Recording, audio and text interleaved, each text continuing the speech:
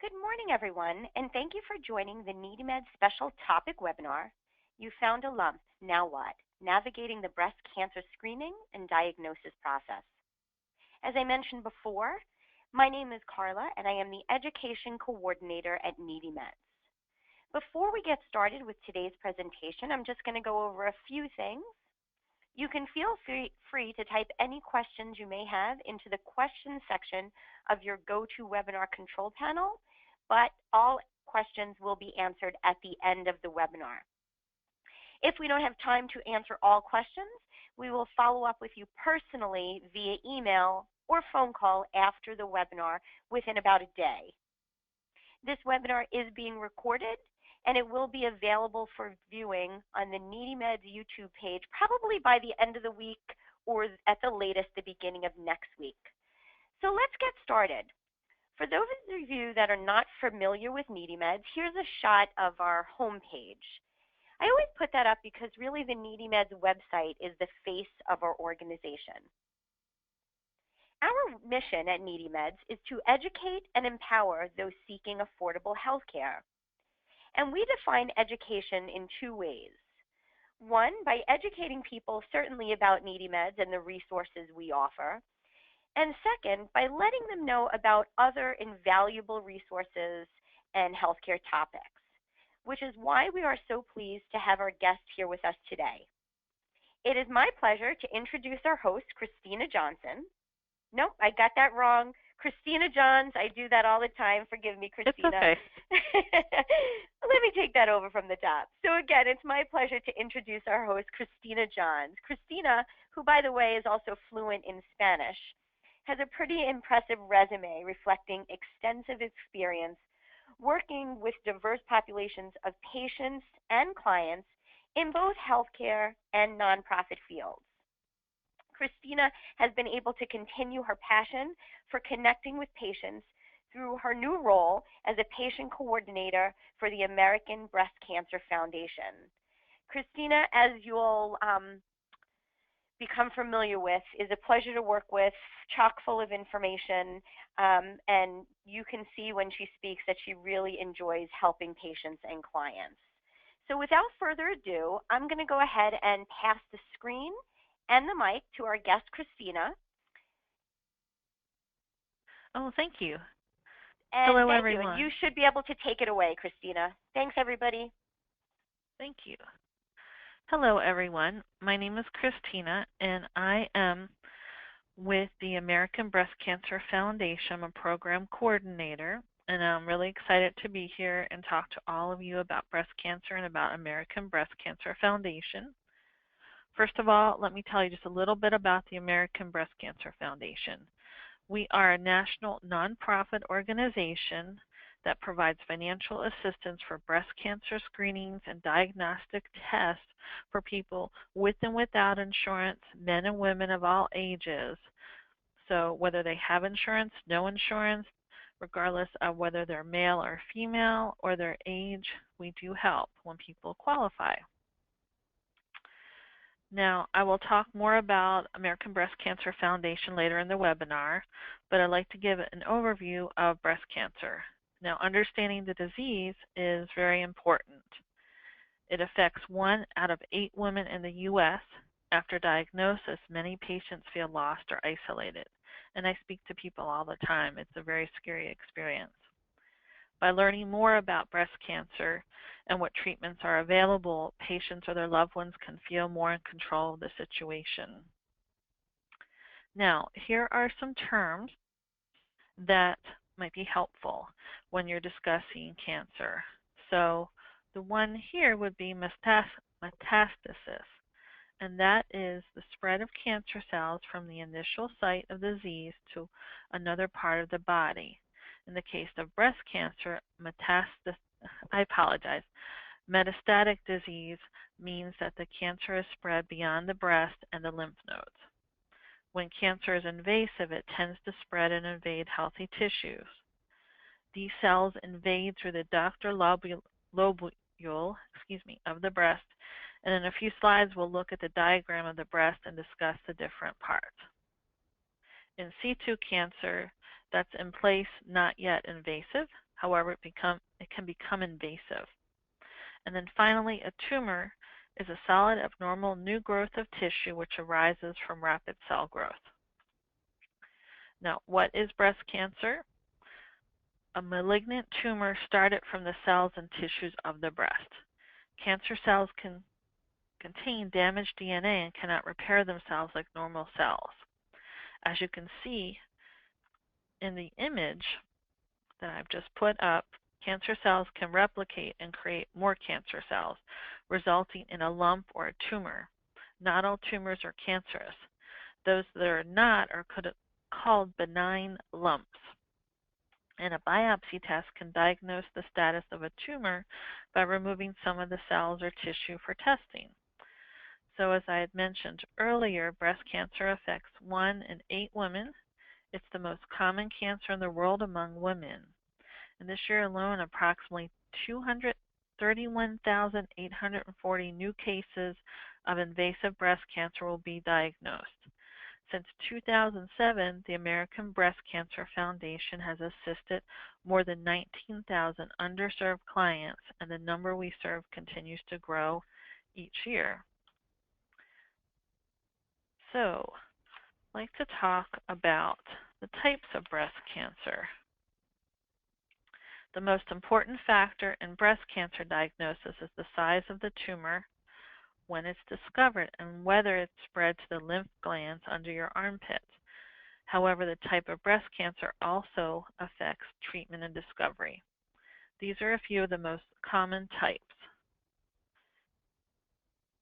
And I do apologize, I'm going back to the correct screen. So, we have ductal or lobular, that refers to where the breast cancer forms. And then the most common type of breast cancer is invasive ductal carcinoma. Since this cancer is invasive, it can spread to other parts of the body via the lymph system and bloodstream. Lobular carcinomas such as ILC are much harder to detect on a mammogram. If you're experiencing symptoms of breast cancer and the mammogram results are normal, you may want to request an ultrasound or biopsy to be sure. Lobular cancers, while often go undetected for longer, are hormone positive. That makes them easier to treat than other types of cancer. So what are the signs and symptoms? Breast cancer does not always appear in the form of a lump or tumor. It's important to be aware of all of these symptoms and consult your physician if you're experiencing any of these. A lump. Finding a new lump in one of your breasts is the most common symptom of breast cancer. Cancerous lumps can be painless or cause tenderness or pain. Those lumps, which are painless, are more likely to be malignant. This is why it's so important to consult your physician if you detect a lump, even if it's painless. Another symptom is swelling. Another is irritation on breast skin or nipple. This may include redness, scaliness, dimpling, or thickening of the skin or nipple area. Another is breast or nipple pain. Another is nipple discharge. Another is the nipple turning inwards, nipple retraction.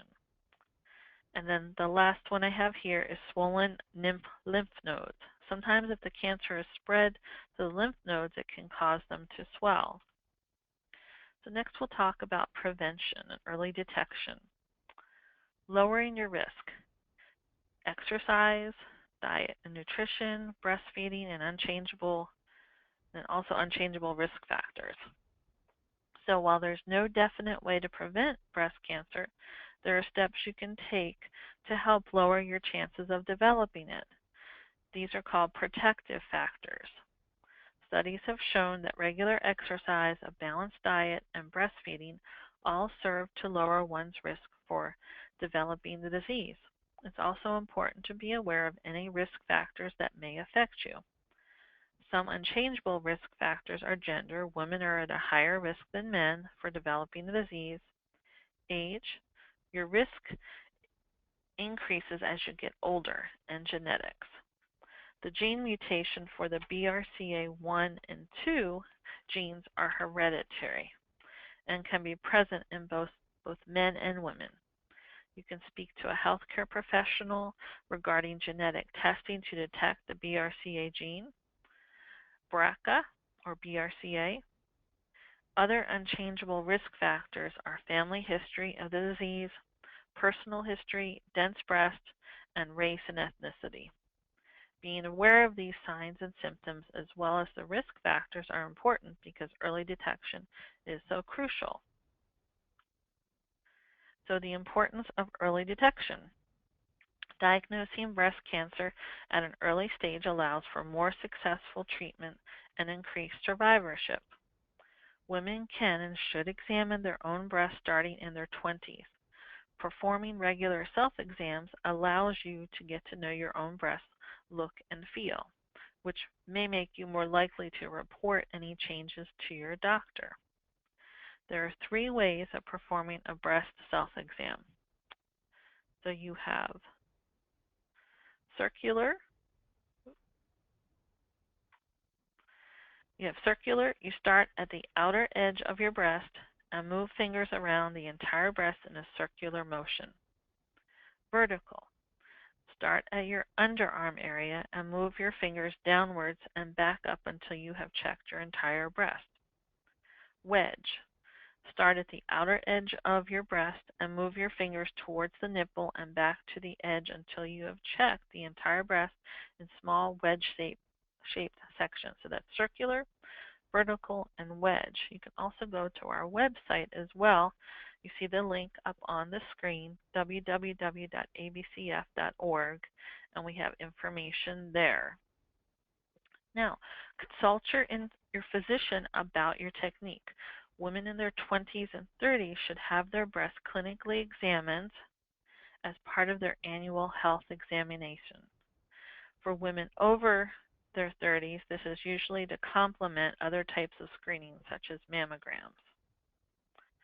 Now, a mammogram is an X-ray picture of the breast. It can detect lumps in your breast that you may not be able to see or feel. After the age of 40, a woman should start having a mammogram done annually. And there are actually 2 types of mammograms, screening and diagnostic. So remember, screening and diagnostic. It's good to know that difference. When a mammogram is used to detect cancer in women before they have any signs or symptoms of the disease, it's called a screening mammogram. Screening mammograms consist of 2 images of each breast and detects lumps and other abnormalities. Now, a diagnostic mammogram, that's the other type. It's used after a lump or another symptom of the disease has been found. It's also used if it's difficult to see breast tissue in a screening mammogram due to certain circumstances, such as the presence of breast implants. Diagnostic mammography consists of more x-rays than screening mammography, and therefore it takes longer to complete. And also, anyone who survived breast cancer, they can no longer have a screening mammogram. They always need a diagnostic mammogram, and there's usually an ultrasound scheduled along with that just in case they need that. So that's good to keep in mind, the differences between a screening mammogram and a diagnostic mammogram. Now, there's also molecular breast imaging, MBIs, and those are something you may have been offered in the recent mammogram appointments. The MBI is a new test that is up to 4 times better at finding cancer than a mammogram alone. These tests are now available to the public and are especially recommended for women with dense breasts. Now, our next topic, men get breast cancer too. This is really important to remember. So while male breast cancer is rare, it's becoming more prominent. In fact, data shows that a 26% increase from 1975 to 2010. Male breast cancer often goes undetected due to the stigma that breast cancer is solely a woman's disease. One of your donors has a son affected by breast cancer. When his wife found, here's an example, when his his wife found a lump while applying suntan lotion, he insisted it was nothing. So he delayed consulting his physician. We at American Breast Cancer Foundation encourage men who experience any symptoms of breast cancer to consult their physician and get screened. We have calls for men who need mammograms, and we offer to support to them as well. So you can see some of the risk factors for male breast cancer include genetic factors, such as the presence of the BRCA1 or 2 gene or BRCA, hormonal, such as an increased estrogen level, occupational, such as exposure to electromagnetic fields, or lifestyle factors such as obesity. Now we're going to talk about treatment. So some available treatments.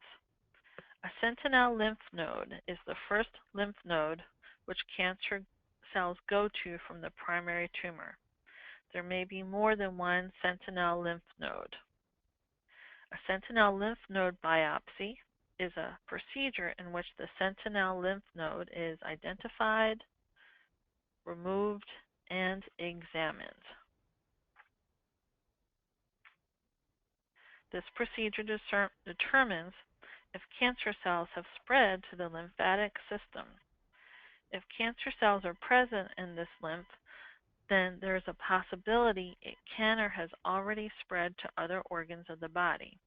A sentinel lymph node biopsy aids the doctor in the following: determining what stage the cancer has reached, developing a treatment plan for the patient, and preventing the spread of the disease. Another treatment option is radiation. That's the use of high-energy rays which kill cancer cells. There are several different types of radiation. One type is external beam radiation. This is the most common type of radiation. Radiation comes from a machine outside of the body and focuses on the area which has cancer. This is painless. The actual procedure time only takes a few minutes, and setup time usually takes longer. There are possible side effects such as swelling or heaviness of the breast, skin changes such as redness, blistering, and peeling of the treated area, as well as fatigue. Another treatment is chemotherapy. Chemotherapy treatments are cancer-killing drugs that can be given by mouth or injected into a vein. The drugs travel through the bloodstream to reach the cancer cells in the body.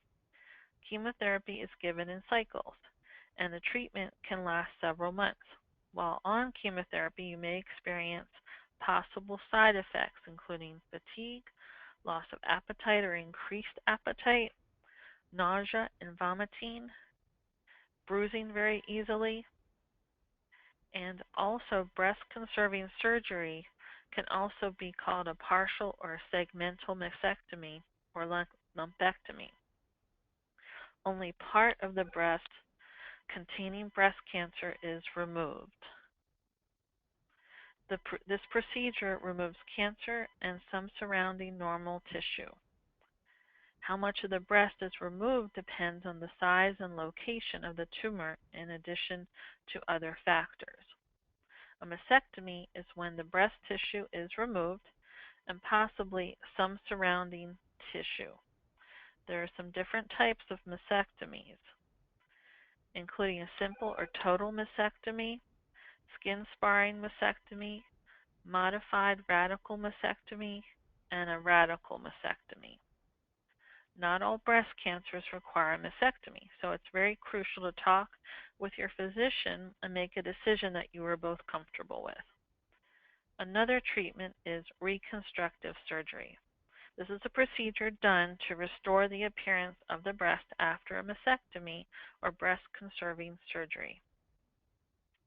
So I've touched a little on some of the people who call us for help, but now we'll tell you more about the American Breast Cancer Foundation.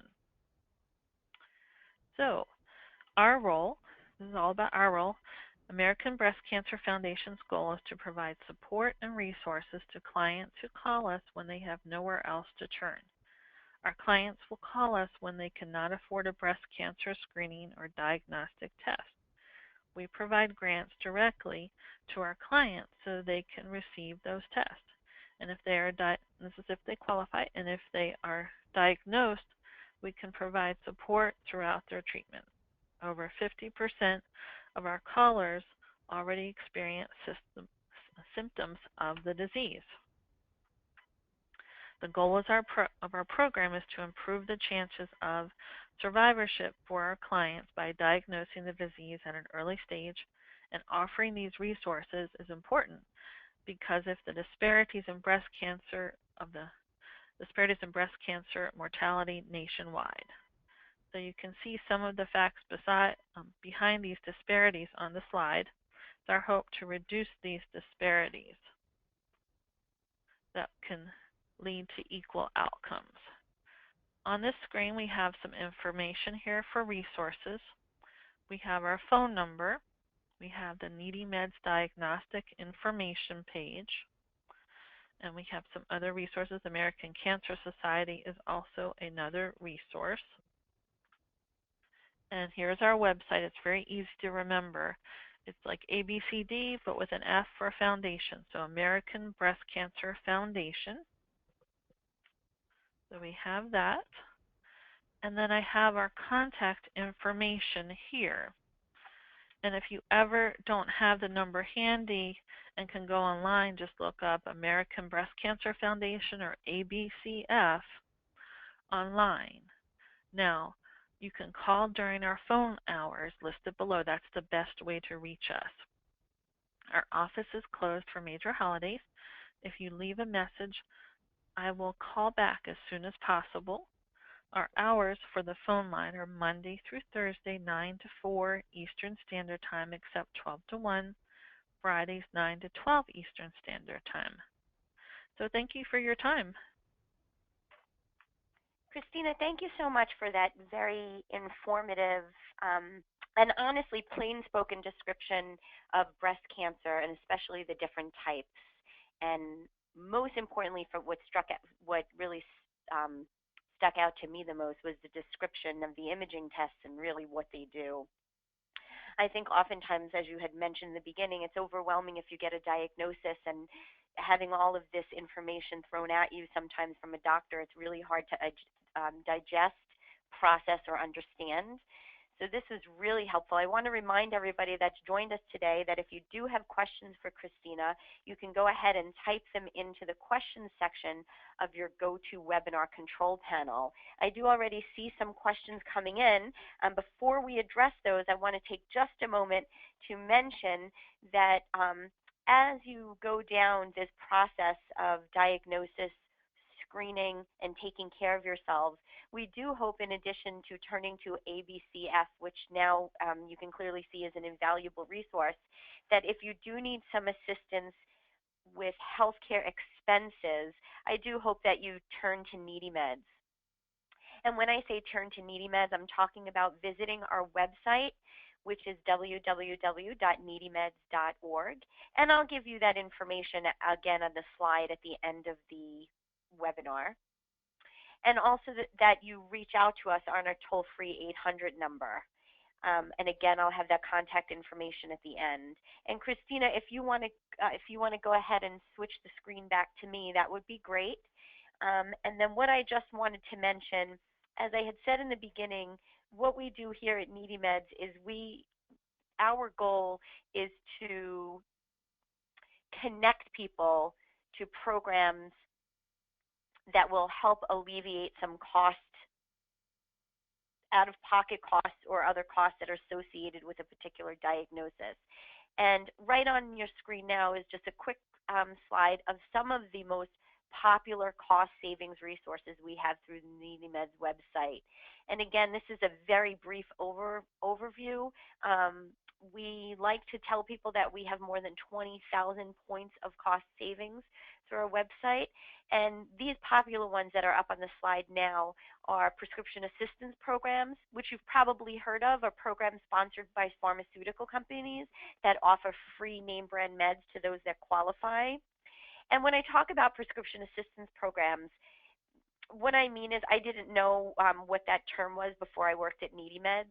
If you're ever watching TV and you see a commercial, and at the end of the commercial for a brand name drug, it'll very quickly say something like, if you can't afford your meds, reach out to Humira. That's an example of a prescription assistance program.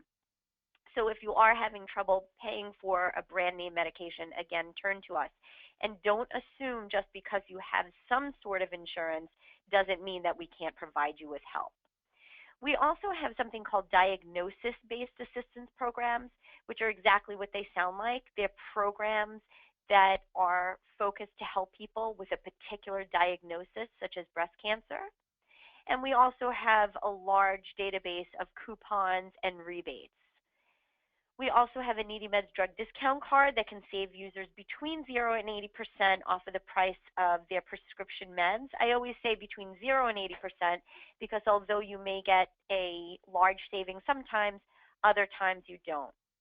So again, I'm going to stress that the cost savings resources on this PowerPoint presentation are just the ones that I felt I throw in there because they're applicable to the topic we're talking about today, but they are by no means the extent of the assistance you can find through the NeedyMeds website. With that, I'm going to turn to our questions that are coming up. And let's see what's coming in. Christina, one of the first questions coming in, actually there's two. One of them asks whether or not ABCF does help women only or does the program assist men, and I think that was addressed, and I know that was addressed earlier, but if you can just drive that point home a little bit. And the second part of that question coming in is whether or not you only help people of certain ages. Well, that's a good question. I know I gave a lot of information. I talked to a lot of people on the phone, so I'm always glad to share that or repeat information. Now, we help men and women. It doesn't matter whether you're male or female. If you qualify for a grant program, we can assist you with that, but I also provide a lot of different referrals and resources for people, so I'm always working on that. In terms of age, we help men and women of all ages.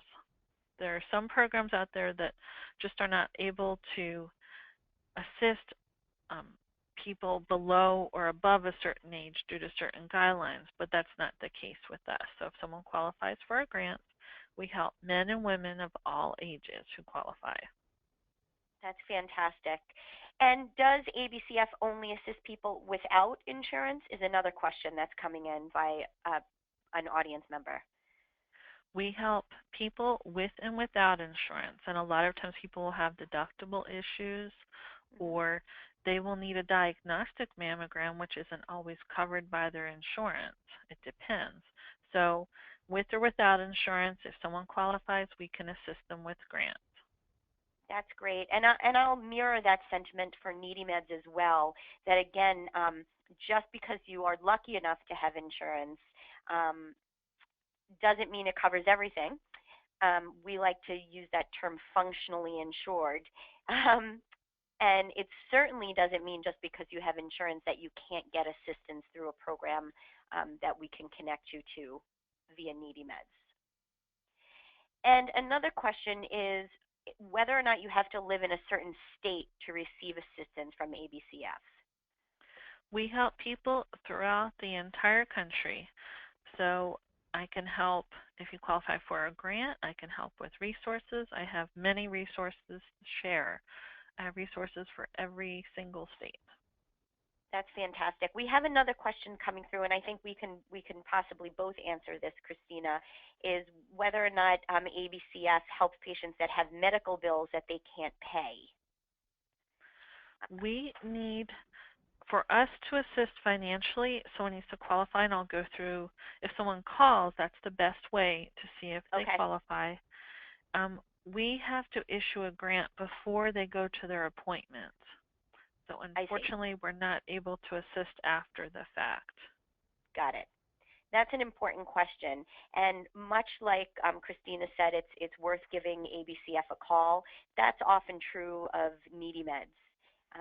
And we have a couple of audience members actually asking for the contact information for both ABCF and NeedyMeds. So I will have that slide up in just a moment. And I will also let everybody know that I will be sending the audience copies of both PowerPoint presentations today. Let's see.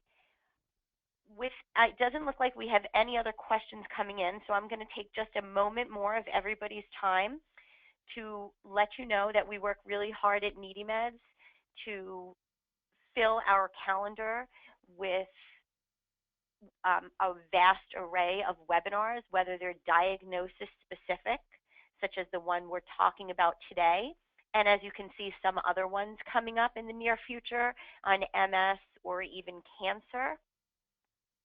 In general, is a support group called Pearl Point Cancer Support that our participants today might be interested in participating as well. But as you can see, we also do our best to explain a little bit more about who NeedyMeds is and other resources available, such as our webinar on information for Medicare beneficiaries coming up also later in July. As promised, there's the contact information for both ABCF and NeedyMeds. And as I said, this afternoon I'll send everybody copies of the PowerPoint presentation. If you did ask a question and we didn't get the chance to answer you, of course we'll follow up with you, as I said, via email. Otherwise, thank you so much, everyone, for participating. And thank you, Christina, for sharing your expertise with the NeedyMeds audience. Oh, thank you. I'd like to also add that the phone number up there, the 410-730-5105, that is our front desk to our office manager, so that is one way to reach us. The program line that comes directly to me was in the PowerPoint I had up. That number is You know what? I'm going to change it right now. Let's do it. Okay. Yep. Okay, that's 844. Yep. 219 ABCF. And what is that in numbers? Let's see. ABCF. It's ABCF for 2223. Fantastic. And people can always look that up. I mean, that does reach me, but this is my direct line, and people can just always go onto the website, ABCF or American Breast Cancer Foundation. Thank you for catching that. That's really important, and we'll leave you with that correct phone number and the email and website to ABCF. We've been able to convince our friends at ABCF to return later in the year for another webinar. And let me see if I can pull up the topic of that webinar. That's coming up on October 24th. And I'll include that in the follow-up email, and you could all actually register today for that one. So thanks again, Christina. Thanks to our audience for taking time out of what is no doubt a busy day to join us, and we look forward to keeping in touch. Thanks again, everyone. Take care. Thank you, Carla. Bye-bye. Bye-bye.